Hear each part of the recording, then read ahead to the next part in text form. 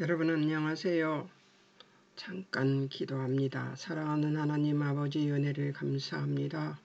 오늘도 하나님 많은 일을 할 수 있도록 은혜를 베풀어 주시고 이 시간을 허락하여 주신 하나님께 감사와 찬송을 올려드립니다. 하나님, 공부를 마친 뒤에도 하나님 앞에 감사할 수 있는 자들이 될 수 있도록 도우시고 인도해 주실 하나님을 찬양하며 예수님의 이름으로 기도합니다. 아멘. 오늘은 예수님께서 무슨 일을 하십니까? 성령의 사역을 이제 가르쳐 주십니다. 그게 정말 너무 이게 요한복음을 보면서 더욱 느끼는데요. 예수님께서 질서정연하게 차례대로 일하십니다. 예, 이방인들, 유대인들, 제자들을 가르치시고 또 이제는 무슨 일을 합니까? 앞으로 일어날 일에 대한, 일어날 핍박에 대한, 예수님이 십자가에 죽으시고 부활하신 이후에 일어날 핍박에 대한 준비를 할 수 있도록 미리 말씀하시는 겁니다. 왜냐하면 그 핍박의 때에 낙심하고 넘어질 수 있는 제자들을 그러지 않게 만들기 위해서 미리 이 이야기를 해 두시는 것입니다. 너희를 도울 자가 있다는 얘기를 하시는 것이죠. 예. 내가 가고 없어도 너희를 도울 분을 너에게 보낼 것이다 하는 얘기를 했지만, 앞에서 했죠. 15장에서 보혜사 성령을 보내시겠다고 했지만 그 성령님이 오셔서 무엇을 하시고 어떻게 하실지는 아무도 모르는 거죠. 그렇기 때문에 성령님이 무슨 사역을 하실 것이라는 얘기를 지금 여기서 다 얘기해주고 기억나게 하실 것입니다. 저는 제목을 성령의 사역을 가르치시는 예수 그리스도로 장 제목을 삼았고요.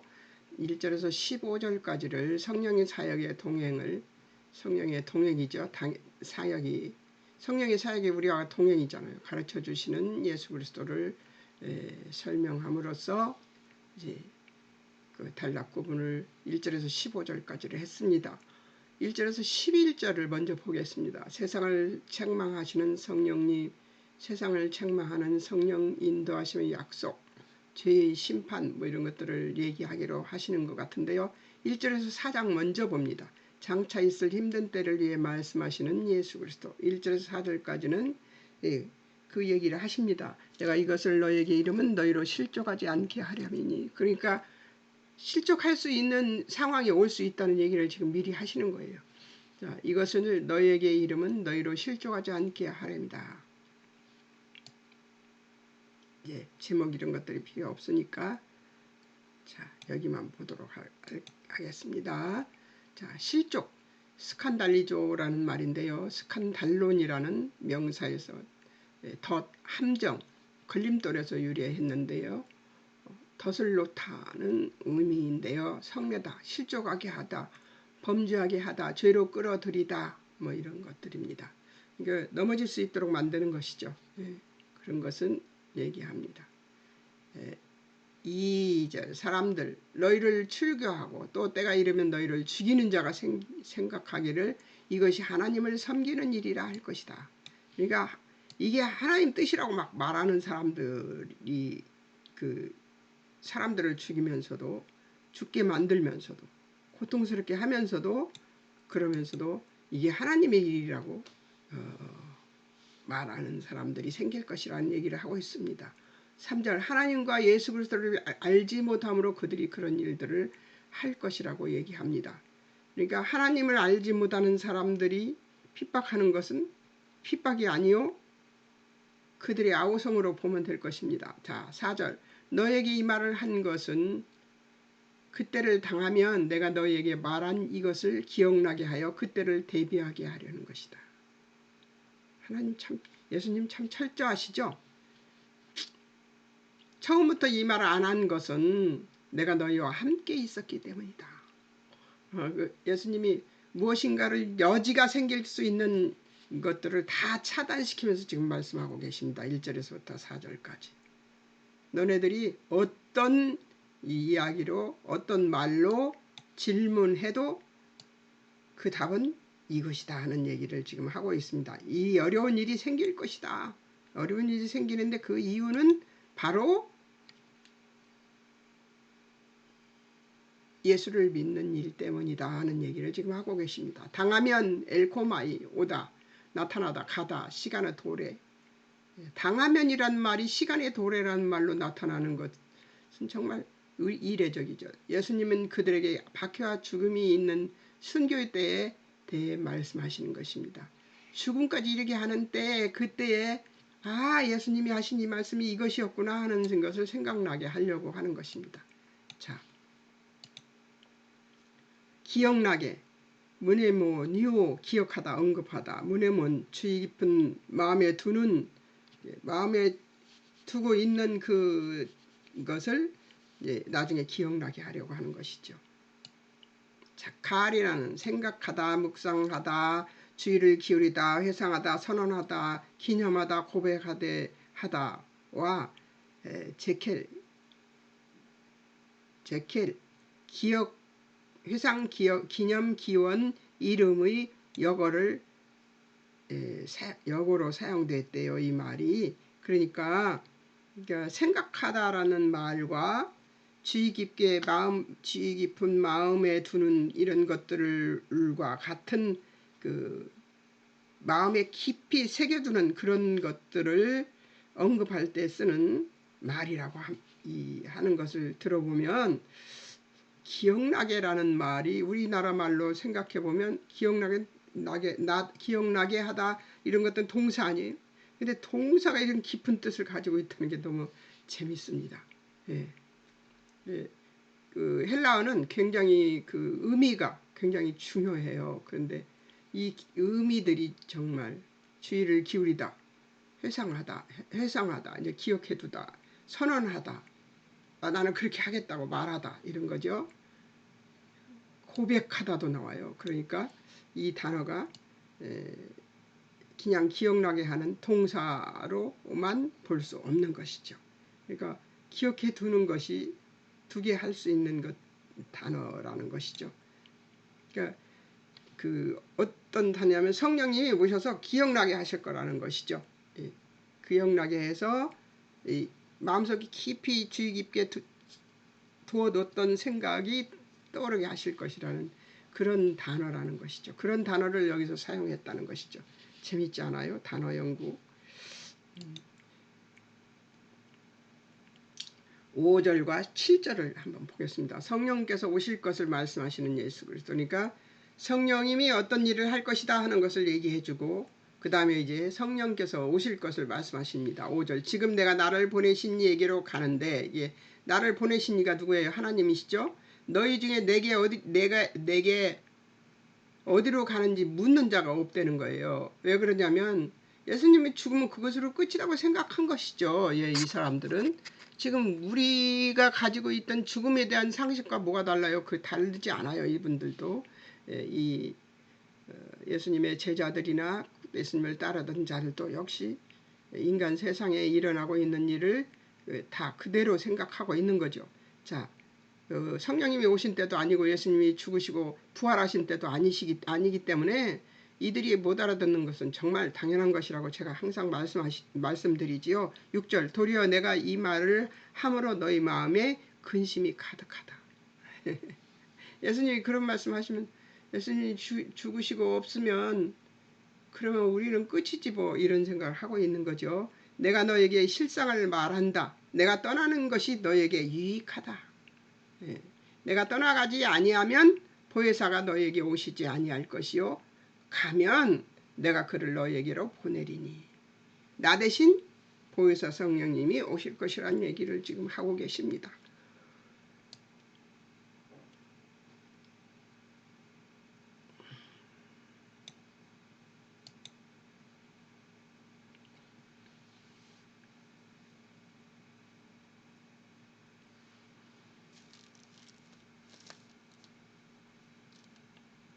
(7절) 실상을이라는 말이 있습니다. 그러나 내가 너에게 실상을 말하노니, 실상이란 말을 거기다 썼어요. 진리, 올바름, 정직, 진술, 사실, 권적으로 가려워져 있지 않음을 의미합니다. 그러니까 내가 진실을 말한다, 진짜를 말한다 이 얘기를 하고 있는 거예요.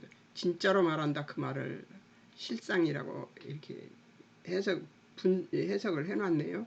자, 확실성과 힘을 지니는, 여기서 알레데이아는 예수님이 하나님으로부터 듣거나 본 사실들, 곧 하나님의 계시로 해석할 수 있다. 하나님의 계시를 말한다 이렇게 얘기를 하고 있는 것과 같다는 얘기를 지금 하고 있습니다. 자, 보혜사 파라클레로스라는 말인데요. 돕는 자, 중재자, 변호자, 위안자, 대언자, 보낸 이런 뜻이 들어있습니다. 돕기 위해서 부름을 받은 자라는 수동적 의미로 사용되었습니다. 하나님께서 예수님의 요청으로 파라클레로스를 보내셨다면 파라클레로스는 요청, 부름을 받아 보내어진 것이라고 말할 수 있습니다. 말하자면 예수님께서 하나님께 보내달라고 얘기를 하니까 하나님께서 성령님을 보내주셨다는 얘기인데, 이것은 하나님께 보냄을 받은 자라는 얘기를 할 수 있는 것이죠. 그래서 또 8절에서 11절을 보겠습니다. 8절에서 11절. 자, 성령의 사역에 대하여 이제 가르쳐 주시는데요.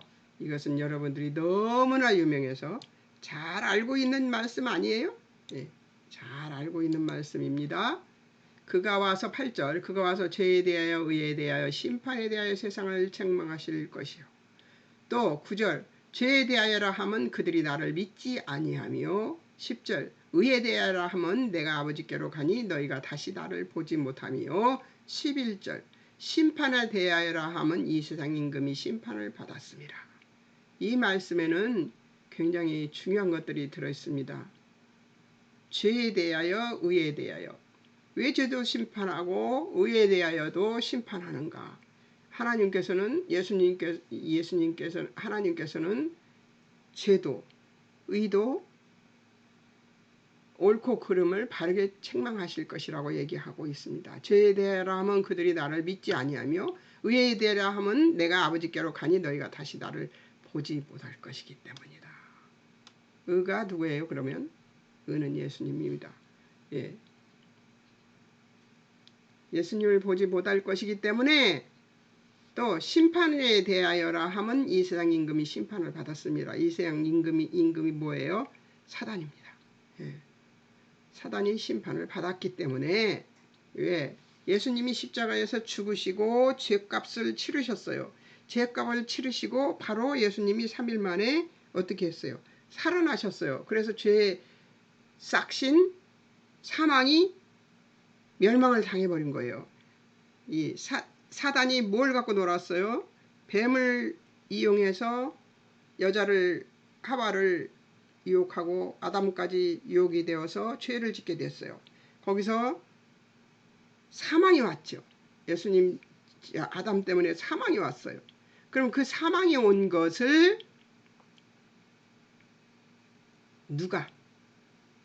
예수님이 십자가에서 죽으시고 사망하셨습니다. 누구를 위해서? 누구 때문에?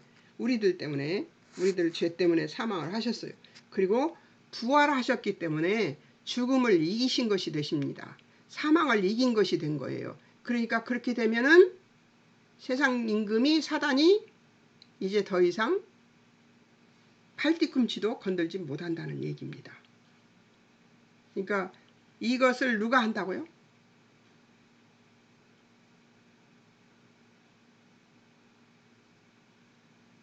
이것을 누가 해요?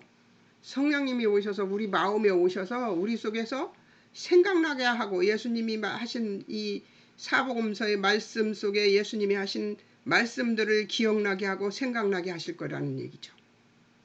그렇게 해서 세상 임금이 이미 심판을 받은 것에 대해서 선포하고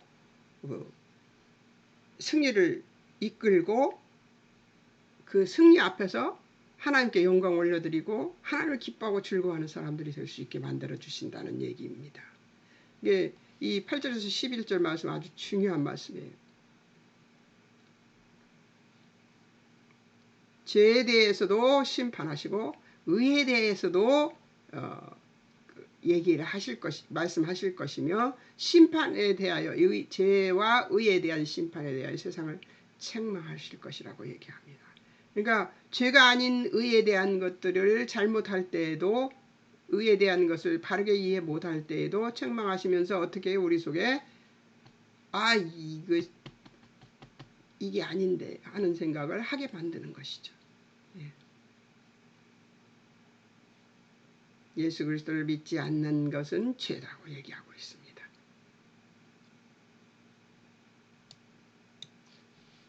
중요한 부분인데 제가 더 해야 되는 거 아닌가, 더 말해야 되는 거 아닌가 생각이 듭니다. 그러나 또 12절에서 12절까지를 봐야 되겠죠. 성령의 인도하심에 대하여 이제 그리스도인을 인도하시는 성령을 가르치는 예수 그리스도입니다. 그리스도인에게 어떤 그 지침을 가르쳐 주시는지 한번, 성령의 인도하심은 어떤 것인가, 그리스도인에게 어떤 것인가를 설명해 주고 있는데 한번 볼까요? 이거 중요한, 성령님에 대한 얘기는 조금 중요하니까 잘 듣고 잘 기억해 두시기 바랍니다. 12절, 내가 아직도 너희에게 이를 것이 많으나 지금은 너희가 감당하지 못하리라. 예수님, 그렇죠. 예수님이 십자가에 죽으시고 부활하신 이후에 성령님이 오셔서 이것이 복음이다, 이것이 좋은 소식이다 하는 것을 알려주기 전에는 이들도 알지 못했습니다. 그러니까 감당을 못할 것 같아서 더 깊이 얘기할 수 없다는 얘기를 하시는 것이죠. 13절, 그러나 진리 성령이 오시면 그가 너희를 모든 진리 가운데로 인도하실 것이다. 성령님이 오시면 이 일들이 이루어질 것이라고 얘기하고 있습니다. 13절에서 그가 스스로 말하지 않고 오직 들은 것을 말하며 장래일을 너에게 알리시리라. 그러니까 성령님도 스스로 얘기하지 않는데요. 오직 성령님도 하나님이 들려주신 말씀을 가지고, 그리고 예수님이 하신 말씀을 가지고 말하고 장래일을 너에게 알리시리라고 얘기합니다. 오직 장래일을 알려주실 분은 누구예요? 성령님 뿐이시란 얘기를 하고 있습니다. 그가 내 영광을 나타내니 14절, 내 것 가지고 너희에게 알리시겠습니다. 예수님이 말씀하신, 그래서 제가 사복음서가 아주 중요할 것 같아서 제가 두 가지 복음서를 지금 공부를 계속 내리 하고 있는데 지루하실지도 모르겠지만 저는 아주 너무 좋습니다. 그가 내 영광을 나타내리니 내 것 가지고 너희에게 알리시겠습니다. 성령님은 누구 것을 가지고 말씀하세요? 예수님이 말씀하신 것을 가지고 또 우리에게 가르쳐 주실 거라고 얘기하고 있습니다.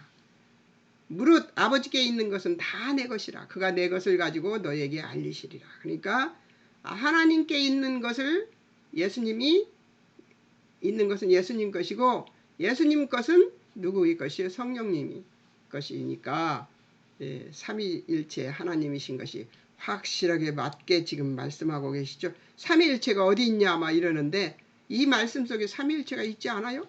15절에 무릇 아버지께 있는 것은 다 내 것이라. 그가 내 것을 가지고, 그가 누구예요? 성령님이죠. 내 것을 가지고 너에게 알리시리라. 삼위일체 하나님의 일하심이 보입니다. 여기에서. 자, 이제 단어 연구를 한번 해보겠습니다. 단어 연구. 인도하다, 호데게오. 인도하다, 안내하다, 호데코스라는 말에, 인도자라는 말에서 유래한 말인데요. 안내자이다를 의미합니다. 여기에서 호데게오는 길로 혹은 따라 인도하거나 안내한다라는 의미를 함축하고 있는데 그 길로 가게 만드는 그런 뜻을 함축하고 있다고 합니다. 예수님은 제자들이 성령의 인도를 받아야 하는 길이며 또 그들이 안내받아야 하는 진리 되시는 것입니다. 성령의 인도하심은 근본적으로 예수님의 사역과 가르침과 죽음과 부활에 관련되어 있는 것이 맞습니다. 그래서 예수님의 이 그 사역과 가르침과 죽음과 부활에 관련되어 있는 것들을 기억나게 하고 생각나게 해서 우리가 하나님께로 행복하게 하고 항복하는 믿음을 가질 수 있도록 만들어 주시는 것입니다. 항복이 나쁜 것이 아니라는 것이죠. 누구에게 항복하는 것이 옳은 것이라는 얘기를 하고 있습니까? 하나님께 항복하는 것이 옳은 얘기라는 얘기를 하고 있는 것입니다. 예수님께서 하신 일은 하나님을 알려주시는 일을 하셨어요. 천국이 이런 곳이다 하는 것을 알려주셨어요.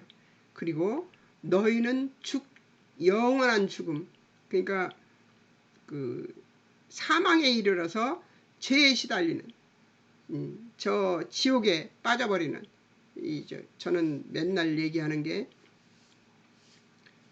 그 어둠으로 들어가는 그것을 예수 그리스도 이름으로 명령하니 묶임을 당하여 저주를 받고 무저갱으로 빠져버릴지어다 하는 그 무저갱, 다시는 나올 수 없는 곳, 들어가면 나올 수 없는 곳이 무저갱 아니에요. 무저갱으로 빠져버리지 않게 하시겠다는 얘기를 하고 있는 것이다. 알리다, 아낭겔로, 보고하다, 선포하다. 아나와 앙겔로, 알리다에서 유래했는데요. 말을 상기시키다, 알리다, 고지하다를 의미하는 단어예요. 그러니까 우리에게 알린다는 것은 성령님이 우리에게 알린다는 이 말은 상기시키고 알리고 고지하다는 의미를 얘기하고 있는 것입니다. 이 선포란 하나님의 행위 곧 그의 구원하시려는 의지를 알리는 것입니다.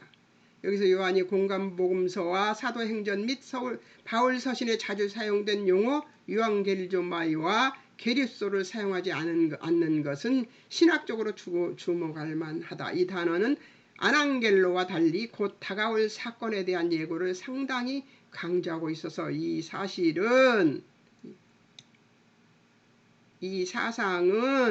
요한의 실현된 종말론에 부합되지 않기 때문에 따라서 요한은 기꺼이 마리테오, 증거하다를 사용한다. 즉 왜 이런 말을 사용했는가를 지금 얘기하고 있습니다. 아낭겔로와 달리 지금 얘기해서 아낭겔로를 보고하다, 선포하다 이렇게 얘기한 것은 그 유앙겔리조마이라는 말이 있어요. 근데 이 말은 바울 서신에서 유앙겔리조마이와 게리소라는 말을 사용하는데 많이 사용해요.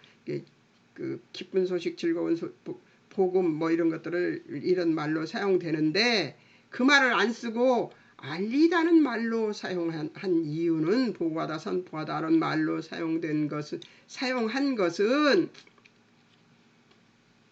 이미 실현이 된 종말을 이미 실현이 됐잖아요. 예수님이 십자가에 죽으시고 부활하심으로 이미 사단은 끝났고 그리고 우리는 승리할 것이라는 승리한 이 사건이 어디와 연결됐어요? 종말과 연결되어 있는 사건이 되었단 말이에요. 근데 그 종말로 증거된 이것들을 기쁜 소식만로만 표현하기는 좀 아쉬웠던 거죠. 요한이. 그래서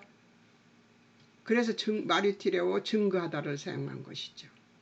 즉 이미 일어난 사건과 목격했거나 경험한 사실이 증거의 내용이었던 것이죠. 따라서 요한은 이 증거와 유사한 의미를 지니는 선포나 알린다를 뜻하는 용어 아낭겔로를 사용했던 것입니다.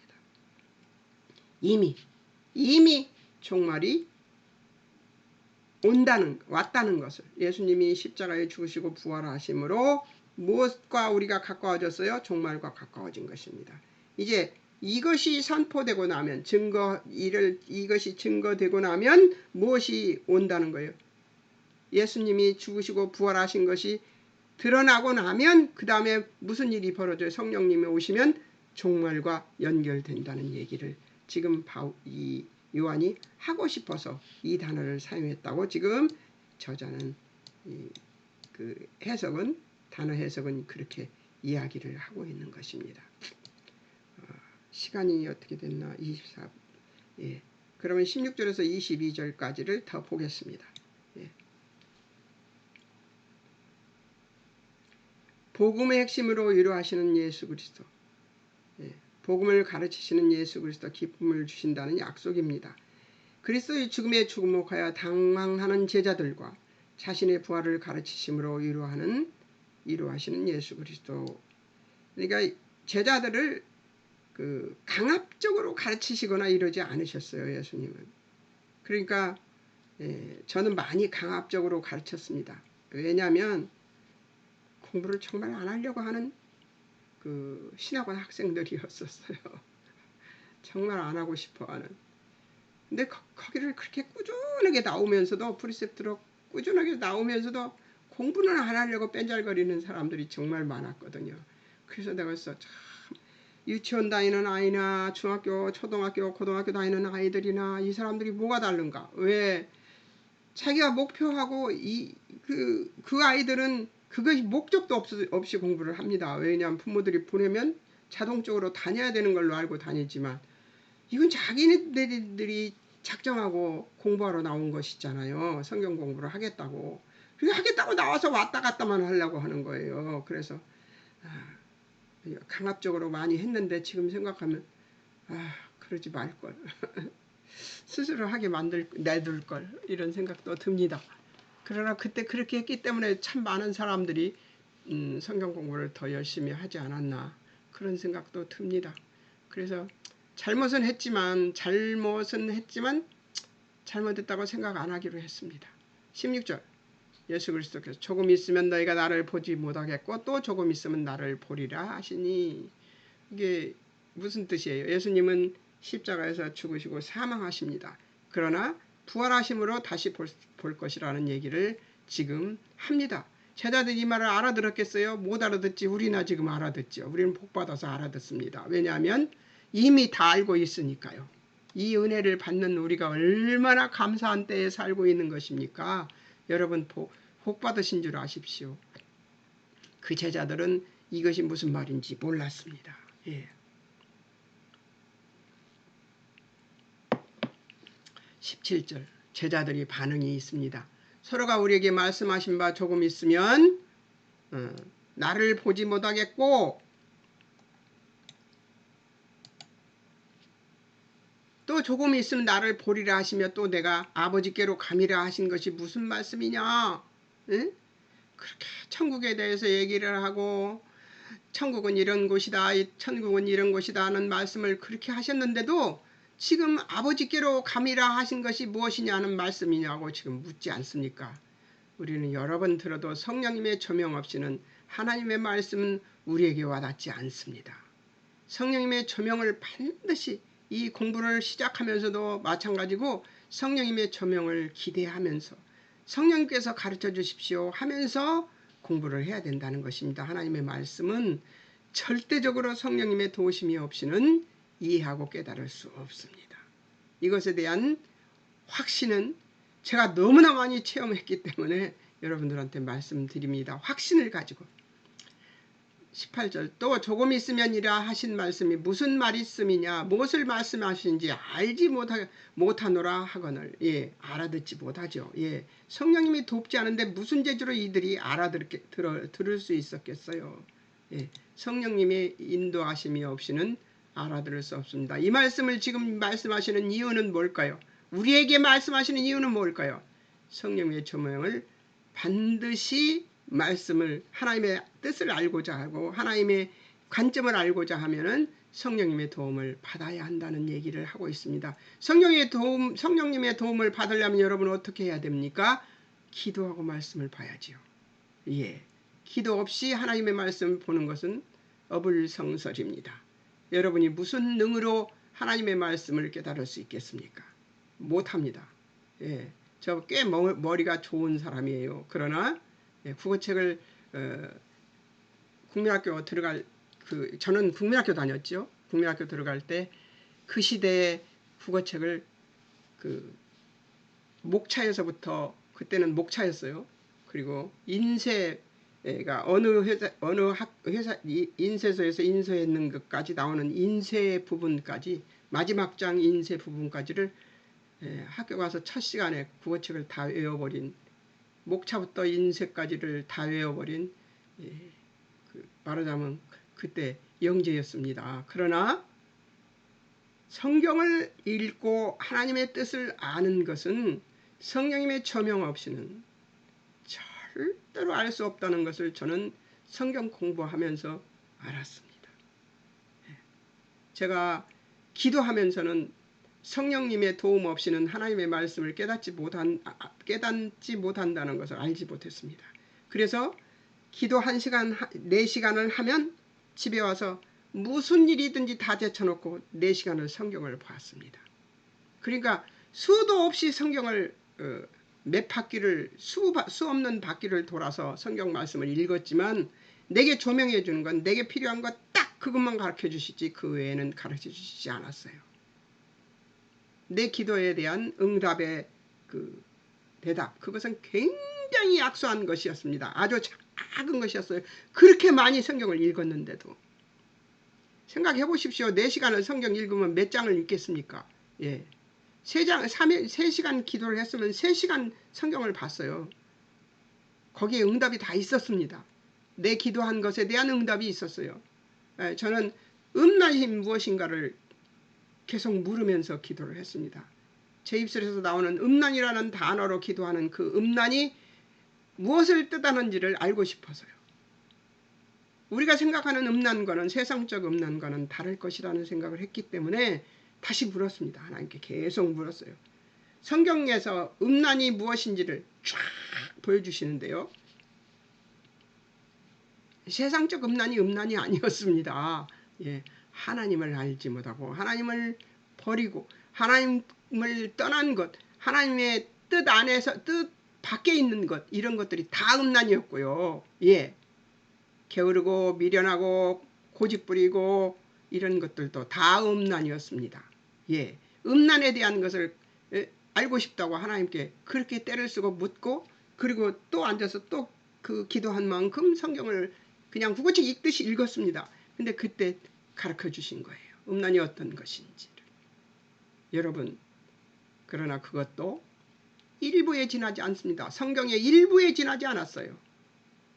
하나님의 뜻을 눅눅히 알고 바르게 알기 위해서는 성령 하나님의 조명이 반드시 필요합니다. 예수님께서 그 묻고자 함을 아시고 내 말이 조금 있으면 나를 보지 못하겠고 또 조금 있으면 나를 보리라 함으로 서로 문의하느냐? 서로 묻냐? 내가 진실로 20절 내가 진실로 너에게 이르노니 진실로를 2번 쓰면 어떻게 돼요? 예, 예수님이 꼭 알아둬야 될 것을 얘기하는 것이라고 말씀드렸죠. 예, 너희는 곡하고 애통하겠으나 내가 죽었으니까 곡하고 애통하지요. 세상은 기뻐하려. 세상은 이제 이겼다고 기뻐할 것입니다. 예, 독일 그 히틀러가 유대인들을 그렇게 죽이고 이제 독일에서 기독교는 없어졌다 이렇게 생각했을 때 기독교인들이 독일이 얼마나 많이 있었는지 아십니까? 세상은 기뻐할 것입니다. 예수님이 죽었으니까 이제는 하나님이라는 신이 이제 없어질 것이라고 생각했었습니다. 그러나 이제 사단은 그렇게 생각했어요. 그래서 기뻐했어요. 근데 너희는 근심하겠으나 너희 근심이 도리어 기쁨이 될 것이다. 왜? 부활하셨으므로 그 죽음을 이기고 사망을 이기셨기 때문에 기쁨이 될 것이라고 얘기를 하고 있는 것입니다.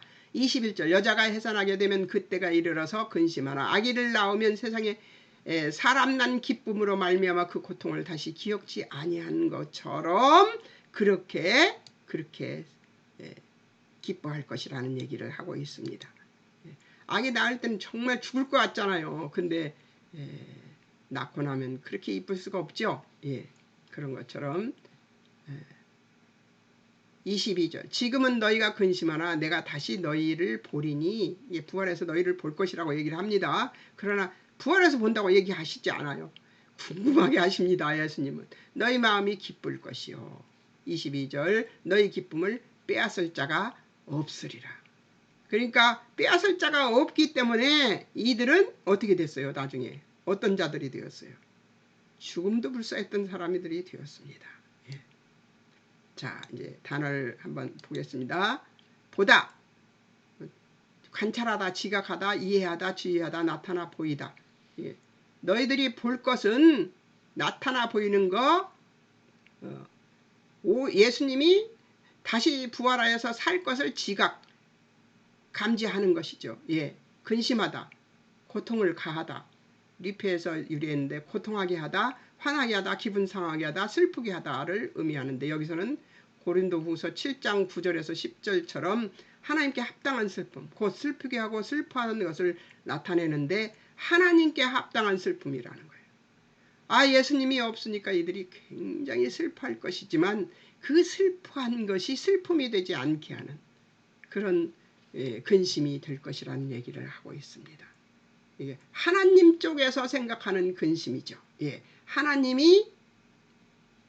하나님 때문에 근심하는, 주님 때문에 근심하는 근심은 슬픔이 아니고 슬픔을 넘어서는 것이 되는 것이죠.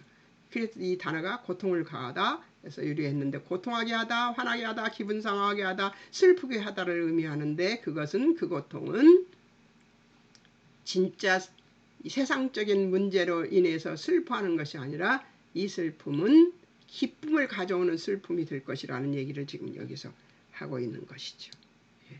오늘은 여기까지 해야 될 것 같습니다. 사랑하는 하나님 아버지 은혜를 감사합니다.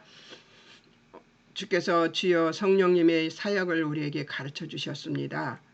성령님이 우리를 어떻게 주여 우리에게 어떻게 하시는가를 알게 해주셔서 정말 감사합니다. 하나님이 가르쳐 주시는 것만, 그리고 예수님이 말씀하신 것, 이 세상에 오셔서 말씀하신 것에 대한 것만 생각나게 하시고 기억하게 하실 것이라고 말씀하시는 그 성령님을 의존하는 우리들이 될 수 있도록 도우시고 인도해 주실 하나님을 찬양하며 예수님의 이름으로 기도합니다. 아멘.